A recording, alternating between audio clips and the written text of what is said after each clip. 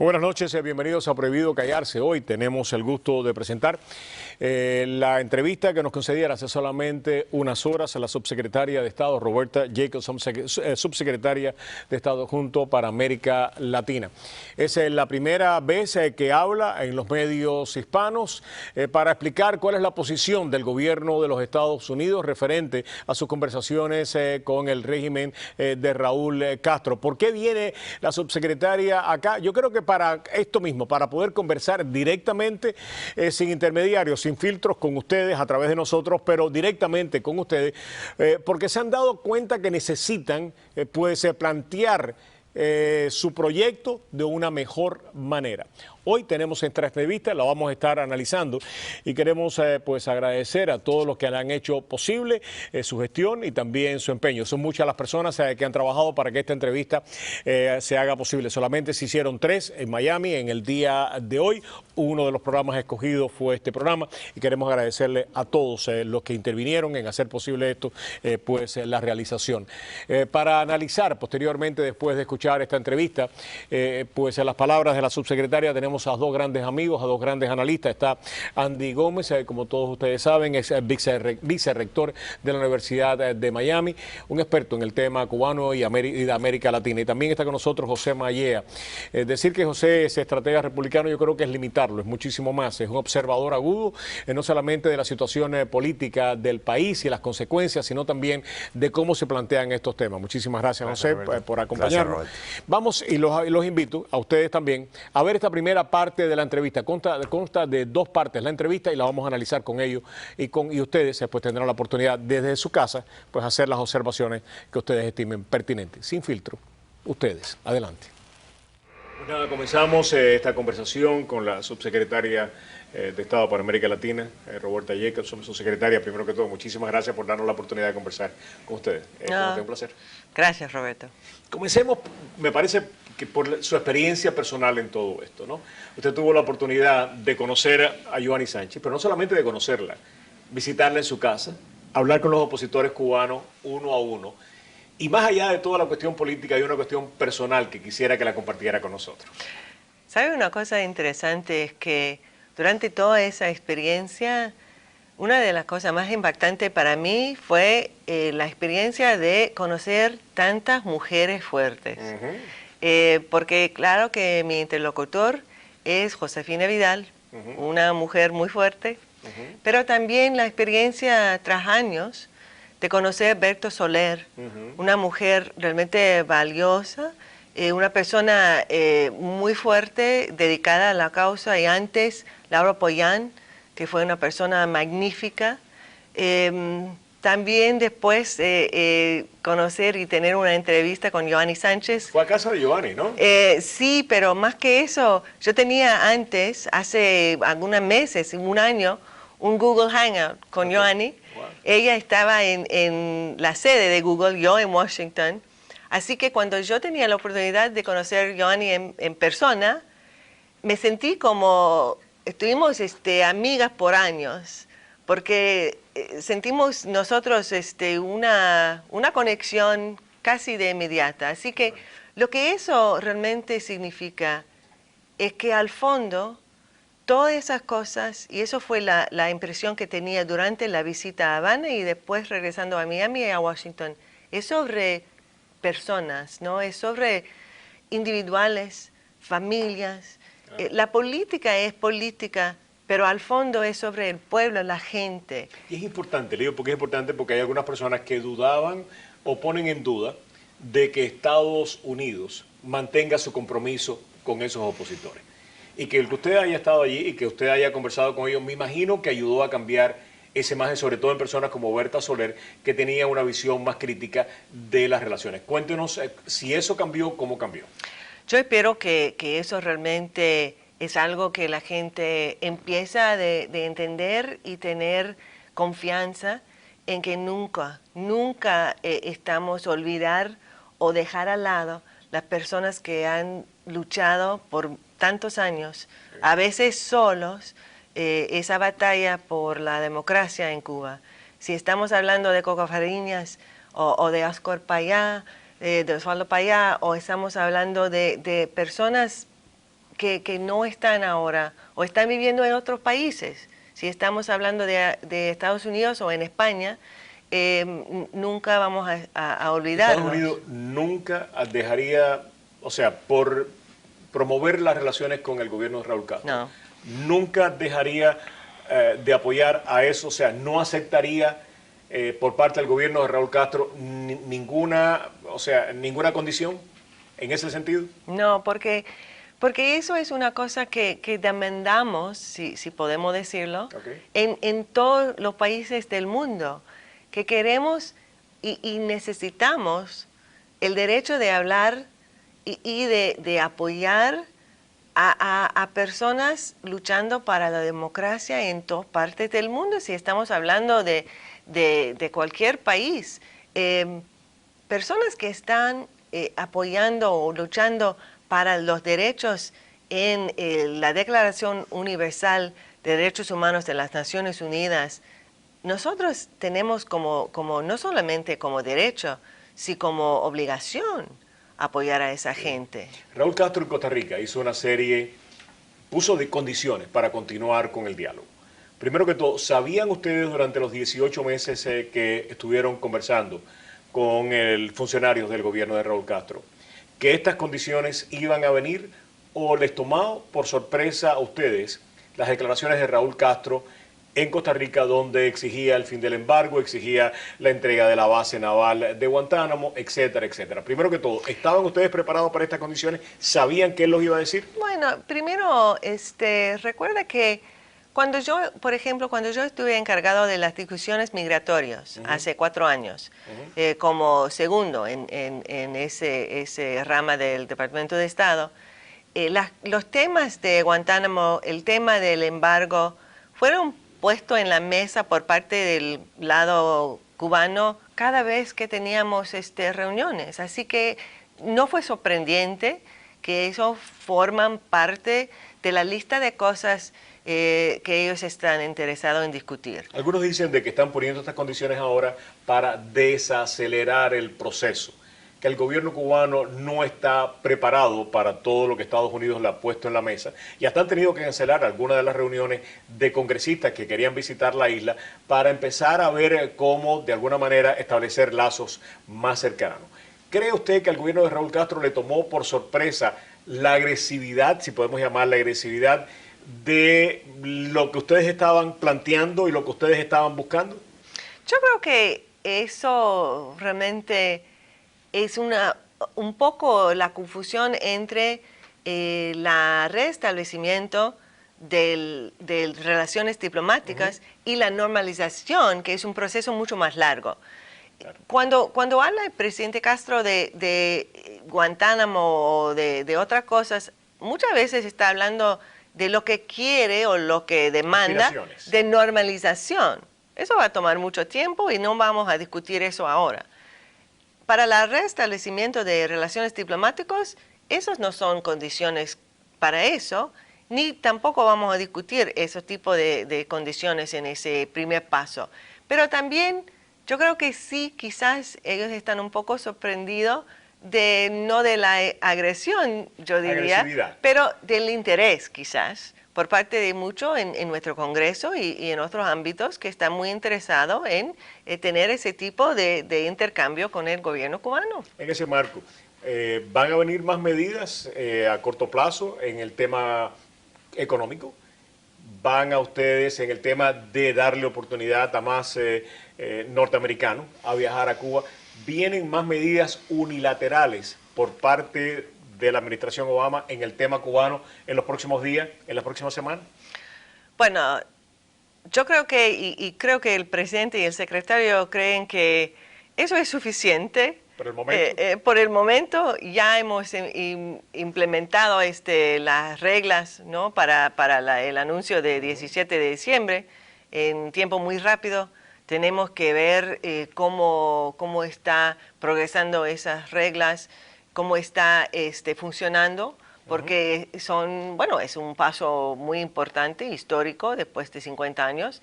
Creemos que es suficiente y vamos a ver cómo progresan las discusiones diplomáticas y no creo que haya algo previsto. También, como ha dicho el presidente en su mensaje al Congreso, cree que el debate ahora debe ser el Congreso, debe tomar el Congreso sobre el tema del embargo. En el caso de la evaluación que ustedes están haciendo para sacar a Cuba de la lista de países terroristas, ¿cuándo estará terminado el proceso que ya se inició para evaluar esta situación? Bueno, tenemos una fecha que ya fue anunciado por el presidente, que es que quiere una recomendación por parte del secretario de Estado dentro de 6 meses. Eso no va a ser antes de Panamá. Bueno, eso fue anunciado que quiere la recomendación por parte del secretario de Estado en 6 meses. Eso es claro. Como estudiantes, para su profesor, podemos entregar el asunto antes de 6 meses. Así que estamos revisando la información tan rápido como sea posible. Yo no creo que va a tomar 6 meses, pero no podemos decir exactamente la fecha, porque es un proceso muy importante en la ley. Y no tenemos una respuesta ya fija y queremos que buscar toda la información. ¿Sede diplomática va a haber a corto plazo? Sede diplomática, se van a restablecer las relaciones. ¿Hay algo que impida en este momento restablecer las relaciones diplomáticas con el régimen, o sea, con el gobierno de Raúl Castro a corto plazo?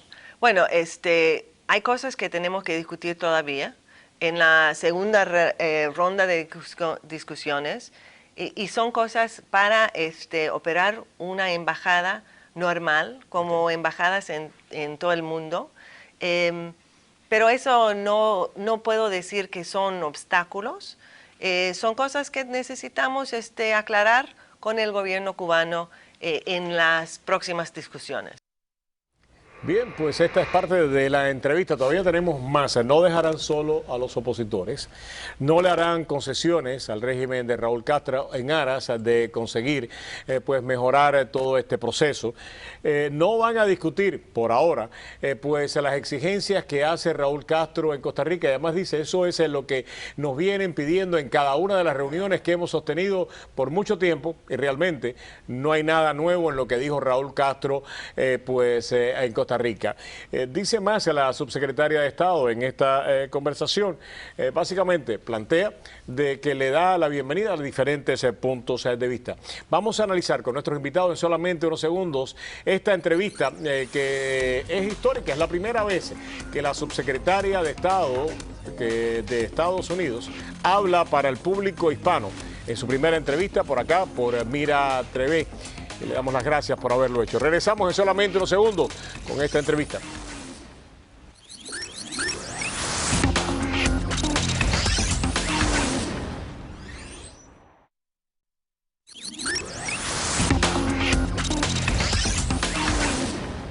Que regresamos aquí a Prohibido Callarse en esta entrevista que estamos transmitiendo en el día de hoy, histórica, por cierto, ¿no? Digo histórica porque es la primera vez que la secretaria de Estado no va a ser, o sea, no es una entrevista exclusiva, quiero aclararlo, hay otros colegas que han tenido la oportunidad de hablar con ella en el día de hoy, hemos sido 13 los escogidos, pero digo histórica porque es la primera vez que lo hace, ¿no?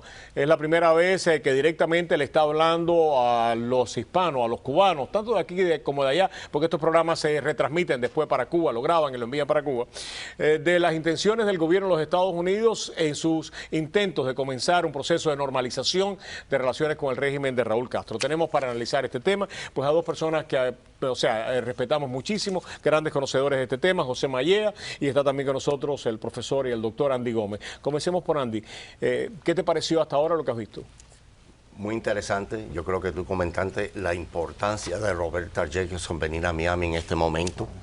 Yo creo que aclara la posición que los Estados Unidos ha tenido en esas conversaciones con la delegación cubana, pero un punto muy importante también es el tema de los derechos humanos, que ellos no se van a olvidar de ese tema. Yo creo que es un mensaje muy poderoso, no solamente para el cubano, pero para todo latinoamericano, ¿no? Al mismo tiempo, reconoce ella que estas conversaciones con el gobierno cubano pueden que se extendan. No van a ser fáciles. Pero estamos viendo algo, Roberto, que es muy diferente anteriormente, si estamos de acuerdo o no estamos de acuerdo, que el gobierno americano por primera vez en más de 50 años toma un papel de protagonista, Totalmente de acuerdo, ¿no? controlando la agenda sin que el gobierno cubano diga cómo va a pasar y qué es lo que va a pasar. Ahora, ¿a dónde va a ir eso? Tenemos que esperar. Claro. Tú has sido un escéptico y hay muchas personas que han sido escépticos, pero también ahora eres un estudioso de la política de Estados Unidos y entendemos de que hay políticas de gobierno y políticas de Estado. Claro. Después que has visto esto, ¿de alguna manera ha cambiado tu percepción del compromiso de esta administración con la oposición dentro de Cuba, con el proceso de democratización? De alguna manera, por lo menos, si no ha cambiado, ¿se ha matizado tu posición, José? No, y como acabas de mencionar, Roberto, yo tuve la gran oportunidad de estar en Washington durante la administración del presidente Bush. Trabajé en el Departamento de Estado, en el sector comercial, y trabajé con muchos diferentes departamentos. Y me di cuenta yo que sí, el profesional del Departamento de Estado, el diplomata de los Estados Unidos, no necesariamente tiene afiliación política. Habían discusiones políticas a veces antes que empezaba una reunión, pero cuando empezaba la reunión todo el mundo, hasta los que uno sabía que no estaban de acuerdo con el presidente políticamente fuera del departamento, hablaban sobre lo que había que cumplir porque era la posición del presidente, ¿no? El presidente es nuestro líder y da la dirección diplomática. Yo creo que están tratando de llevar a cabo las órdenes del presidente y el presidente les ha dado específicamente la orden de negociar estos temas con el gobierno cubano, pero lo que uno siempre que hay que darse cuenta de una negociación es la posición del otro participante. Y la pregunta que hay que hacerse, ¿el gobierno cubano está serio sobre esta negociación? Pero por porque eso tú le hiciste la pregunta, Fue lo que decía Andy, que me parece que es importante, ¿no? Y es lo que yo le pregunté a ella después fuera del aire, ¿no? Le pregunté un par de temas después fuera del aire, pero lo que ella me dijo es, nosotros tenemos, y por eso te decía política de Estado, aparentemente hay una voluntad de decir el gobierno cubano no va a seguir dictando lo que nosotros creemos que son los mejores intereses de Estado para Estados Unidos. Y los mejores intereses para Estados Unidos, esto fue parte de la conversación, es esto, pero además la democratización y el respeto a los derechos humanos en Cuba. Es la percepción que yo me llevé. Por eso te decía si se había matizado. Otra cosa es cumplirlo. Exacto. Y ese va a ser el ¿Qué gran tú problema. crees que lo pueden cumplir por parte de Estados Unidos? ¿Hay la voluntad real? Yo creo que hemos puesto al gobierno cubano en una posición defensiva. Porque el tema de los derechos humanos, ya sabiendo que tienen un récord que es malísimo, uno de los peores del mundo, lo hemos puesto en una posición defensiva. Es que en sí vimos una de las entrevistas de Josefina Vidal en La Habana después de las reuniones, que hasta la cogió un poquito de sorpresa, yo diría, en su reacción a lo que Roberta Jacobson presentó en la delegación americana. Ahora, el punto aquí va a ser hasta qué, como tú decías, José, hasta dónde va a llevar el gobierno cubano estos temas en adelante. Y yo creo para ellos el control político es muy importante. Claro. Pero la economía cubana, como todos sabemos, está en el piso. El cuidado que tenemos que tener como americanos es de no permitir que la economía lleve el cambio político. Claro. Tenemos que seguir demandando cambio político para mejorar la economía, ¿no? Uno de los aspectos de la locución, de la parte de la entrevista, fue cuando yo le pregunto acerca de Raúl Castro en Costa Rica. Sí. Y básicamente me dicen, esto es lo que ellos vienen planteando de toda la vida. Mira, nosotros no nos ha tomado esto por sorpresa. No cambia. Pero además de eso, lo van a seguir planteando y termina la parte de esa respuesta diciendo algún día lo vamos a hablar, más o menos. Pero Roberto, por eso yo hago la pregunta, que si en realidad el gobierno cubano tiene una intención en cambiar, y yo pienso que no. Yo soy un cínico cuando tiene que ver con la posición que va a tomar el gobierno cubano. Claro. Mira, van a Costa Rica y piden que le regresen Guantánamo, que le den reparaciones por los últimos 50 y pico de años, barbaridades, que reconozcan organizaciones civiles cubanas en Cuba, que básicamente son los comités de defensa, que los reconozcan como organizaciones civiles y que no den visas a los médicos en el extranjero. Son barbaridades que están pidiendo sabiendo que no se las van a dar. Por eso yo hago la pregunta. ¿Por qué se las piden? Porque saben que no la van a recibir. Pero ¿por qué las piden de todas maneras aún a sabiendas de que están serios sobre la negociación? Cuando uno está negociando. ¿Tú no crees que el mensaje es interno? Bueno, posiblemente sea interno, pero a la misma vez no creo que están serios sobre es la dirección que van a ir. Ellos nunca van a dar el poder político. Y una de las cosas tiene ningún incentivo. Exactamente. Porque quieren sobrevivir. Aquí hubo, dentro de todo esto, una cosa que pasó muy interesante la semana pasada. La carta de Fidel al presidente de la Federación Estudiantil Universitaria y después la visita del presidente de la FEU, Randy, a la casa de Fidel. Déjame especular un poquito. Para mí, mi entendimiento de eso es que puede existir una diferencia entre estos señores, no solamente Raúl y Fidel, en el punto de arriba sobre cómo se debe llevar estas relaciones con los Estados Unidos. Porque yo siempre he pensado que si Fidel estuviera en el mando, ni delegación americana hubiera llegado a La Habana. Totalmente de acuerdo. Eso nunca hubiera pasado. Pero aunque yo creo que Raúl es más comunista que Fidel lo ha sido, yo creo que Raúl es un poquito más pragmático. Pero la realidad cubana es diferente porque Venezuela está colapsando en este momento. Y Venezuela se le está cayendo, el precio del petróleo se le está cayendo.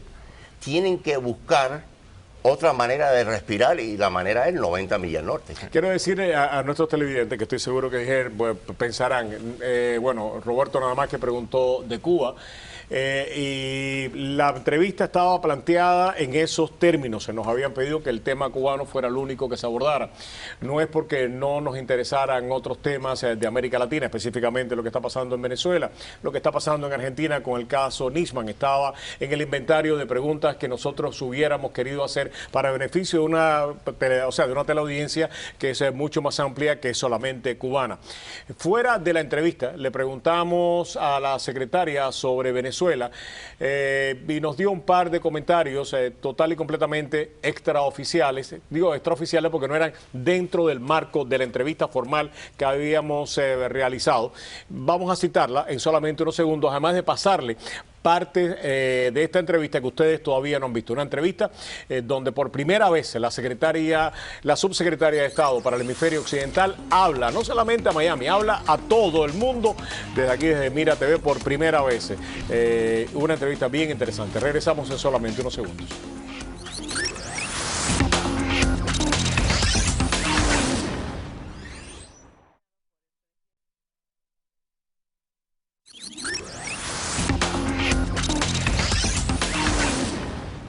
Regresamos aquí a Prohibido Callarse en este programa bien especial. La subsecretaria de Estado para América Latina, Roberta Jacobson, en su primera comparecencia en los medios hispanos de Estados Unidos, aquí en Mira TV, hablándole pues al pueblo de Miami, pero no solamente a los que están mirando este programa, sino a nuestros compatriotas que no pueden tener la oportunidad de hacerlo. Este programa, estoy seguro, que será uno de esos programas que graban y llevan a la isla para poder ser retransmitido. A todos nuestros hermanos en la isla le enviamos de acá un fuerte saludo y un abrazo, y esperamos que esta entrevista aclare algunos puntos de vista pendientes que me parece que son importantes para ustedes en la isla, para nosotros acá. Le decíamos anteriormente que el protocolo indicaba de que no se abordara otro tema que fuera el de Cuba, así lo hicimos, pero de todas maneras, fuera ya de la formalidad de la entrevista, le hicimos un par de preguntas sobre el tema venezolano que vamos más adelante a abordar. Pero antes quisiéramos compartir con ustedes otros fragmentos de esta entrevista que vimos realizar en la mañana de hoy, y después vamos a comentarla. Vamos con la entrevista. Hay una cita en Panamá en solamente unas semanas. ¿No? Básicamente, ¿cómo ustedes planean de alguna manera incorporar a la oposición cubana para que tenga una voz, una representatividad en esa cita que se va a dar en Panamá? Bueno, estamos muy entusiasmados porque este año en esa cumbre hay un foro de sociedad civil que es un poco distinto que antes, que es abierto a todos los grupos de la sociedad civil que tiene que ver con algunos de los temas de la cumbre, que incluye el gobierno democrático y participación ciudadana. Y en cambio de las otras cumbres, no tiene que ser registrado con la Organización de Estados Americanos para participar, que significa que grupos de Cuba pueden participar. Y queremos que todos los grupos, en todos los países, incluso en los Estados Unidos, pero especialmente en Cuba y otros países, inscribe en ese foro y participe. Y el gobierno cubano ayuda a la gente con pasaportes para participar en ese foro, porque sería una oportunidad para los líderes escuchar de sociedad civil por toda la región sobre sus problemas.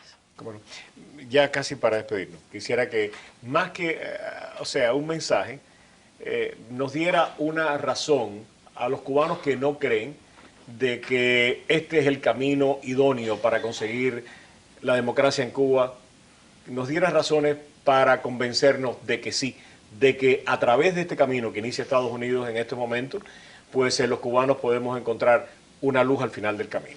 Bueno, lo que puedo decir es que dijo el presidente Obama y también secretario Kerry, es que no creemos que el pueblo cubano debe esperar más tiempo y continuar haciendo exactamente la misma cosa del último 50 años.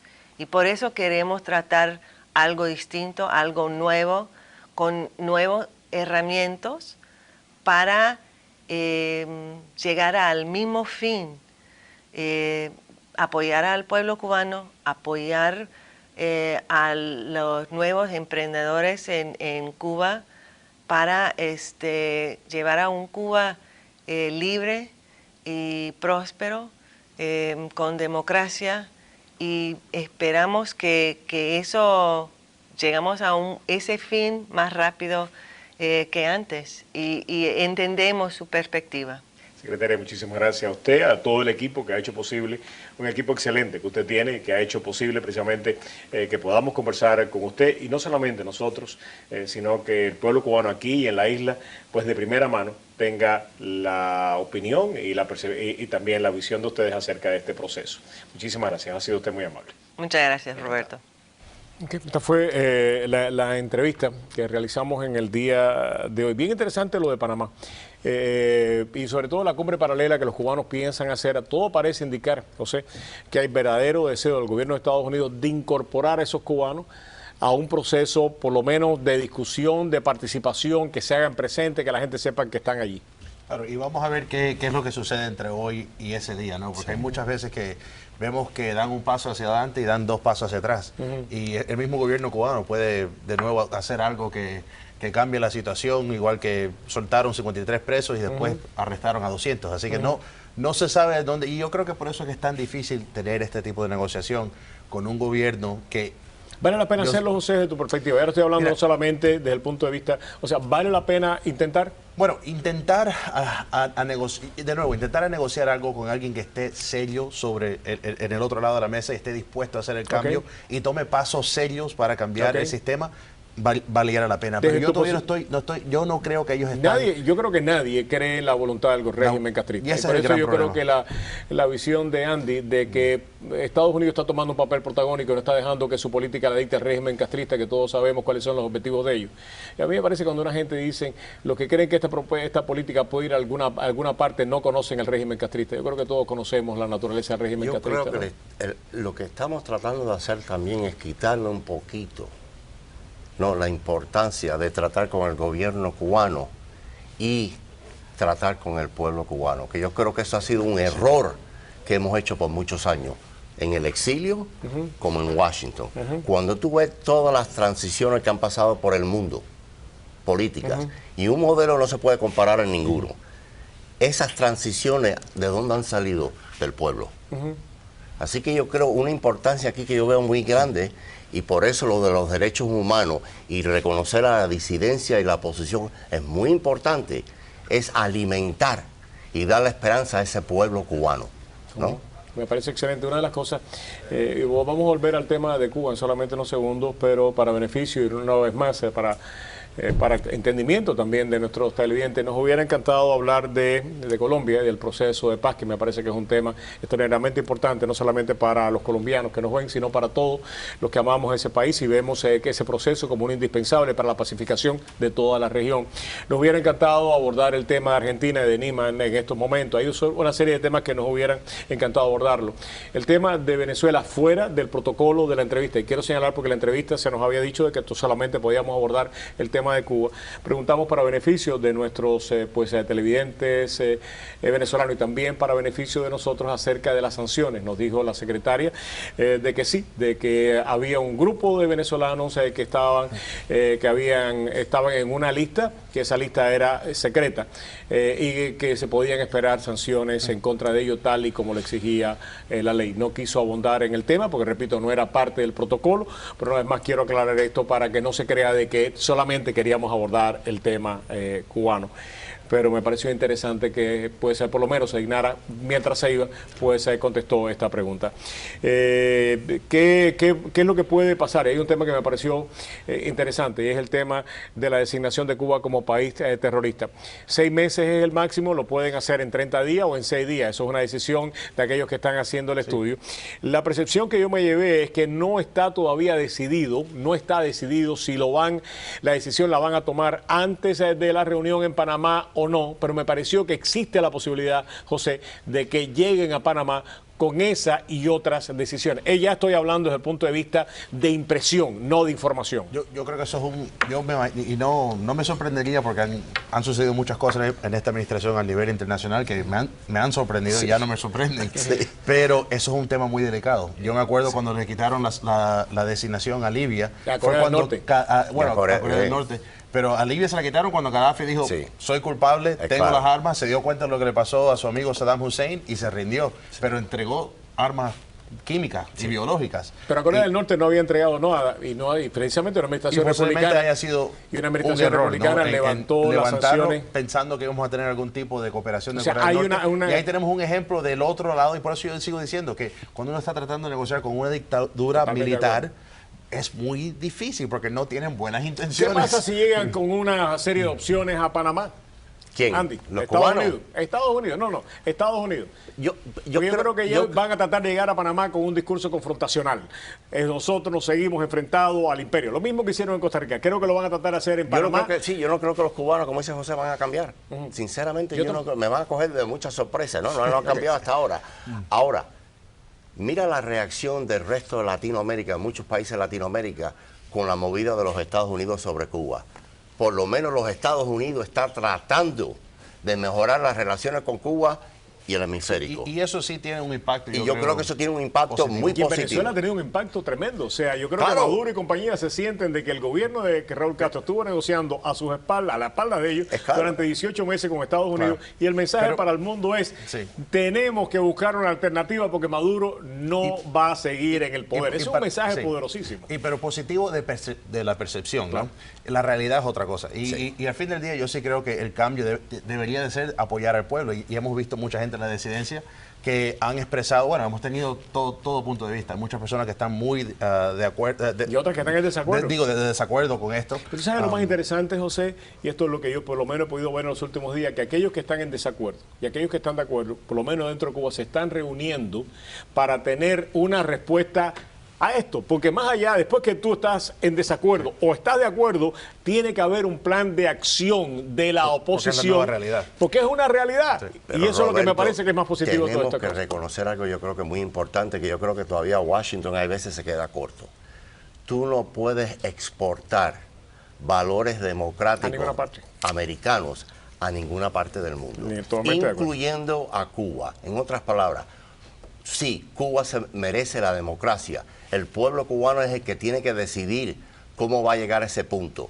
Pero Cuba hoy en día no está preparado para tener una democracia abierta y libre. Totalmente de acuerdo. Quiero agradecerle a David Duckenfield, al equipo básicamente del Departamento de Estado de la Casa Blanca, a David Duckenfield, a Isabel Malloway, a Justin Thomas, a Luis, a Zúñiga de la Casa Blanca y también a Catherine Vargas, a todos que ellos hicieron posible esta entrevista que realmente nos ha servido a nosotros y espero que le haya servido a ustedes para entender un poco más la política de Estados Unidos. Por supuesto que, como señalaba José, confianza en el régimen castrista no hay.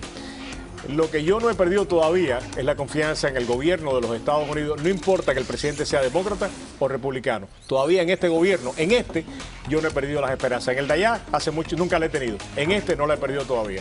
Ahora viene Willie Allen precisamente para hablar en la parte de inmigración de todas estas discusiones, cómo lo puede afectar a usted. Regresamos con el doctor Willie Allen aquí en Prohibido Callarse. Pero antes tenemos precisamente a Insurance Doctor. Vamos allá.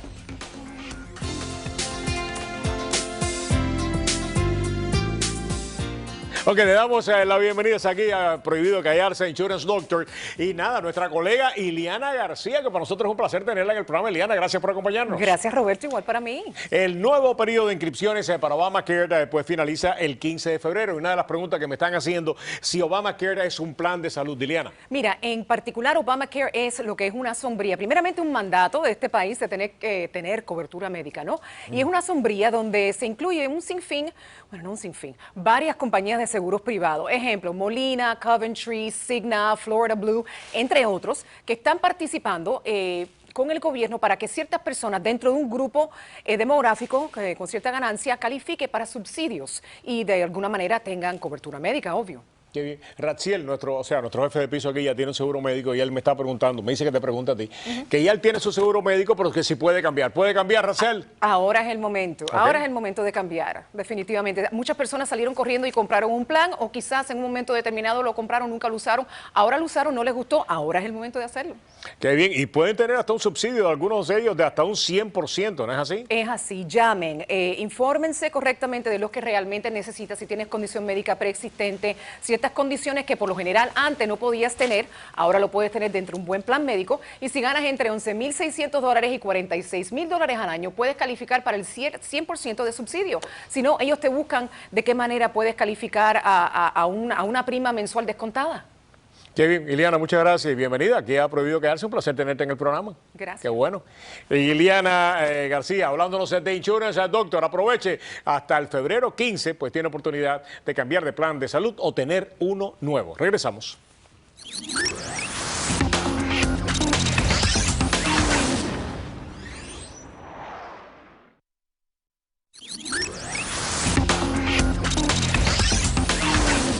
Ok, continuamos aquí en Prohibido Callarse. Tenemos, tal y como habíamos anunciado, a Willie Allen, un tema que sin lugar a duda, cada vez que se habla de política de Estados Unidos y Cuba es un tema pendiente, es el tema de migración, y como habíamos anunciado, tenemos al doctor Willie Allen para analizar este tema por sí solo. Ante todo, Willie, gracias por acompañarnos. ¿Qué te pareció la entrevista Gracias con la secretaria? por invitarme, Roberto. Mira, yo creo que la subsecretaria Jacobson ha estado muy clara en que el tema de la inmigración entre Cuba y los Estados Unidos no va a cambiar. Cuba no va a eliminar el ajuste cubano, porque no puede eliminarlo. Los requerimientos ya hemos hablado en el pasado. A la misma vez, los Estados Unidos no va a eliminar las 20.000 visas que le están regalando a Cuba anualmente, porque les conviene a los dos países, y cambiar el pie seco, pie mojado, lo que va a crear es una tercera categoría de cubanos que van a estar indocumentados en los Estados Unidos. Así que, Pero es que eso lo está pidiendo Cuba, pero lo más a mí y relevante es que lo están pidiendo los congresistas cubano-americanos, Willy. Bueno, mira, hasta cierto punto lo que está ocurriendo aquí es un eco político. Los congresistas cubano-americanos están pataleando porque hasta cierto punto la administración les dio la vuelta, nunca les informó y los cogió totalmente fuera de base cuando se anunció las conversaciones con Cuba. Okay. ¿Qué están haciendo? Están pataleando, tratando de hacer algo.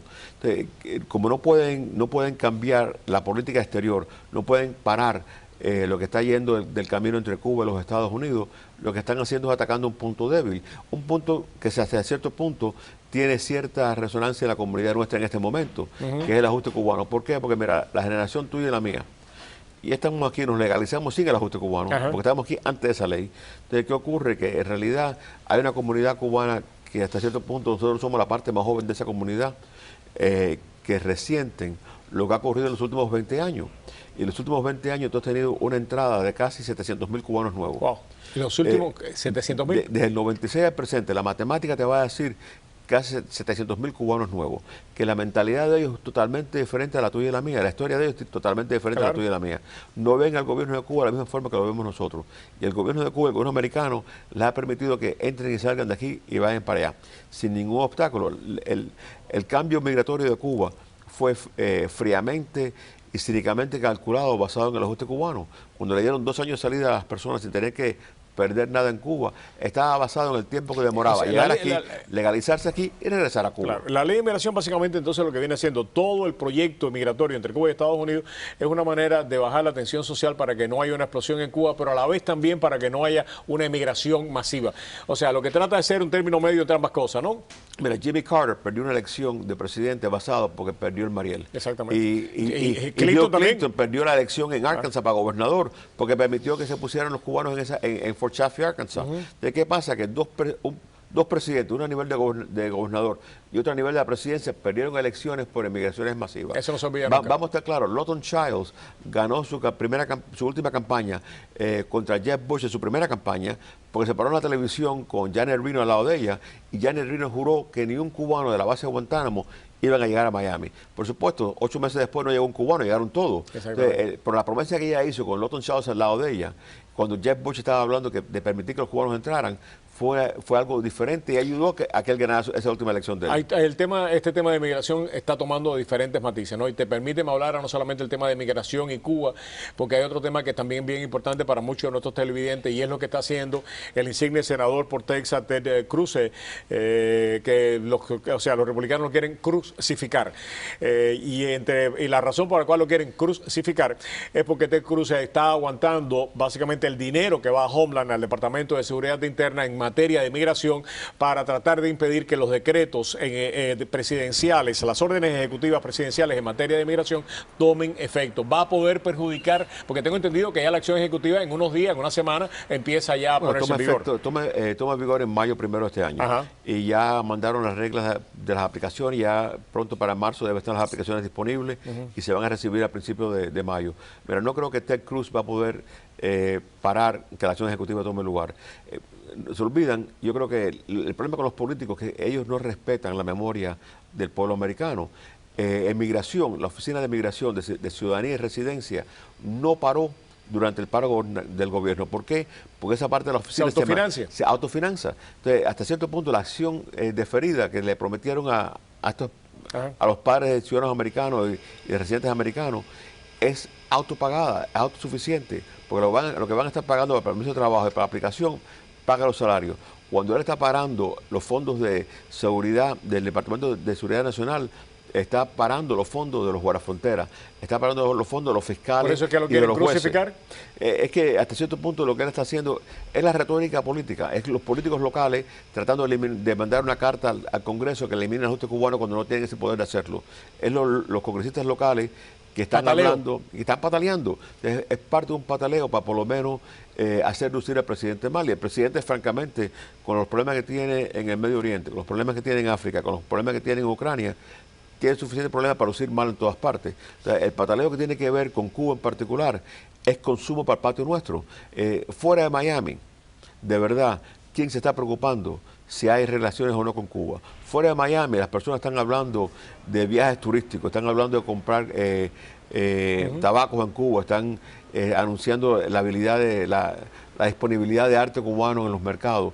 Y en realidad, cuando viene a la parte política, fuera de nuestro patio y fuera de algunos congresistas del Partido Republicano y algunos demócratas que han llevado el tema a relucir nacionalmente, no tiene tracción, no tiene gente que lo está siguiendo. Y cuando para mí lo más positivo ha sido que los disidentes que han llevado a Washington a testificar. A favor y en contra. A favor y en contra. Me parece Pero mira, excelente. para mí esa ha sido una plataforma para la disidencia cubana. Es que yo no recuerdo la última vez que cubanos testificaron de esa forma en el Congreso americano. Mira, una de las cosas que a mí me llamó poderosamente la atención, y lo vieron ya nuestros televidentes, fue la manera que la subsecretaria habló de Berta Soler, que ha estado en contra de estas medidas de una manera bastante enérgica y vehemente. Sin embargo, no solamente habló bien de ella, muy bien, y aplaudió su ejecutoria dentro de la oposición, sino que le dio la bienvenida a opiniones disidentes en todo este tema. Y a mí me parece que eso es lo que tenemos que aprender, ¿no? De que puede haber pues opiniones encontradas, complementarias, o básicamente que coincidan sin necesidad de que seamos ni muy amigos ni tampoco muy enemigos, ¿no? Bueno, eso es lo que es la democracia. Eso es lo que es la democracia. Poder Claro. estar de desacuerdo de una forma amistosa. Exactamente. Y hasta cierto punto se ha perdido en la política y en la retórica local, se ha perdido en la política y la retórica nacional en los Estados Unidos. Y que podemos tener posiciones diferentes, podemos tener partidos políticos diferentes, podemos estar de desacuerdo en puntos básicos, pero podemos tener un acuerdo general en otras materias. Y eso en realidad ya ha parado de existir. Y la subsecretaria, yo creo que la forma que ha tratado no solamente la señora Soler, pero los otros disidentes cubanos, tienen una plataforma. Y hay que respetar la posición de ellos porque están dentro de Cuba. Claro. No es igual para nosotros desde Miami pedir ciertos cambios o tratar de eliminar la ley de estos cubanos desde la comodidad de la casa nuestra de Coral Gables. ¿Van a eliminar la ley de ajuste cubano o no? No la van a eliminar. La ley de pie seco, pie mojado, ¿la van a eliminar? Tampoco la van a eliminar.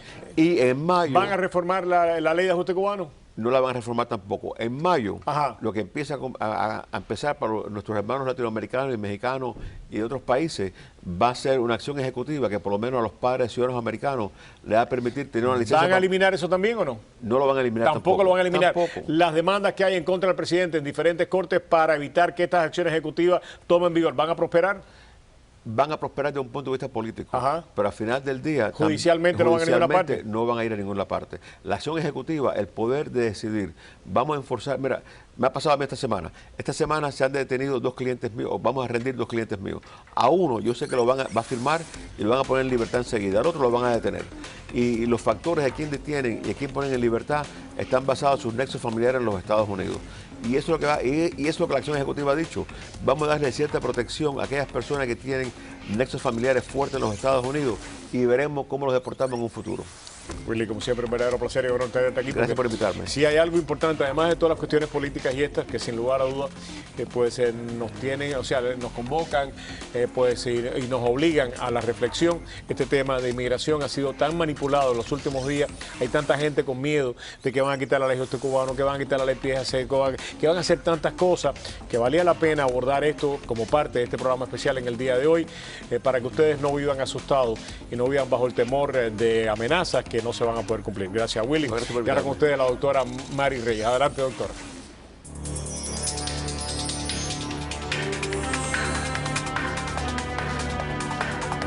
Hola, yo soy Mary Reyes, abogada de bancarrota. Y yo sé que el público tiene mucho temor sobre esas llamadas, esas deudas que siempre le están atormentando. Con una bancarrota se puede cancelar esas deudas. Y muchas deudas que uno piensa que no puedes cancelar, sí se pueden lograr cancelar. Puedes hablar conmigo en una consulta en mi oficina directamente conmigo. Y ahí le voy a explicar las diferentes opciones en bancarrota. Algunas personas tienen que presentar un capítulo 7, otros un capítulo 13. Por si acaso usted ha oído de los diferentes capítulos, pero no tienes que estar preocupado que qué voy a hacer, no sé cuál sería la mejor manera de hacer esto, porque esa es mi decisión contigo en mi oficina. Le voy a explicar todas las diferentes opciones que usted tiene. Y después que decidimos, le voy a explicarle el precio a esa persona. Yo sé que al momento, si están aquí en mi oficina, no es que pueden pagar una demanda o pagar esas tarjetas de crédito. Lo que podemos hacer con la bancarrota es cancelar esas deudas y poco a poco lograr una bancarrota y coger lo que se llama un discharge. El discharge es empezar de nuevo. Cuando esa persona recibe un discharge en la bancarrota, ya no tiene esas deudas. De nuevo, si esas tarjetas de crédito, esas cuentas te están atormentando, es hora de pensar en una bancarrota. La primera consulta es gratis en mi oficina. Mi nombre es Mary Reyes y yo me quiero sentar con usted y hablar de las diferentes opciones que la ley de bancarrota le da a usted. Recuérdese que nunca uno debe sentirse solo, porque hay abogados para ayudarte. Mi oficina ha estado abierta más de 14 años aquí en la sur de la Florida y estamos localizados en un centro local para que usted pueda llegar y hablar con un abogado sin yo cobrarle un kilo hasta que usted decide que quieras hacer esa bancarrota. De nuevo, Mary Reyes, el número de teléfono es el 305-476-1900, abogada de bancarrota. Gracias.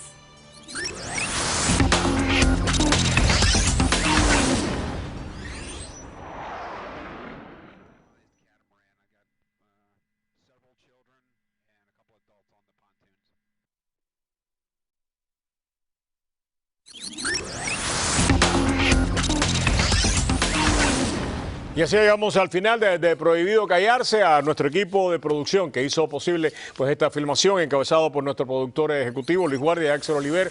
Muchísimas gracias a todos los que han hecho posible esta entrevista histórica, la primera vez en la televisión hispana de los Estados Unidos que la secretaria de Estado, la subsecretaria de Estado, habla sobre el tema cubano aquí en Prohibido Callarse. Muchas gracias. Ahora con ustedes, María Elvira. Yo soy Roberto Rodríguez Tejera. Que Dios nos acompañe a todos. María Julia, nos fuimos muy bien. Gracias.